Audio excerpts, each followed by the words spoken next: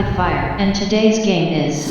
Avalan was released in February of 2025 through Cytronic Software on the Commodore 64, another game by the Archon 64 team. Like all their games, it's a total homage to 80s titles. In this case, the game is equal parts Willow Pattern, which was developed by Mr. Micro in 1985, and also their other game, the 1984 released Treasure Island. The game is an action maze collect 'em up that takes place on the island of Avalan, where the ancient sword Excalibur was forged, but a mad monk has now taken over the island with his band of dodgy knights and smashed Excalibur into 44 pieces. Your goal is to explore the island, gather all the pieces, and use the completed sword to kill the mad monk. The game is equal parts maze and action, and with the press of the spacebar you have access to a map to figure out where to go. It's also color coded so you can tell where things are you still need to collect, like for example purple means sword pieces and green means treasure. The strategy part of the game comes in with the fact that you can only carry one sword at a time. Use it on an enemy and he's dead, but you'll need to find a new sword. The game's map takes up 256 screens in total in flip screen style, and figuring out your route as well as using swords in strategic positions is where the challenge comes in. The enemies are fortunately stationary, and if you get close to them, as long as you're facing them, they will try to throw a sword at you. Dodge that and you'll gain a weapon to kill them. The game can also be played at a pretty leisurely pace as there's no timer or pursuing enemies. So take your time, take a breath, don't rush, study the map as you collect your sword pieces and extra treasure for bonus lives. Avalan is a fun chill game with a nice bright color palette, presented in a real top-notch style. It has some fantastic fantasy-styled SID tunes from the ever-reliable Soul Cross as well. The game is part of the Cytronic collection, meaning you can buy physical and digital versions of it. The physicals available are taped format and an excellent cartridge version, which also contains Archon's other recent release, Ladybird.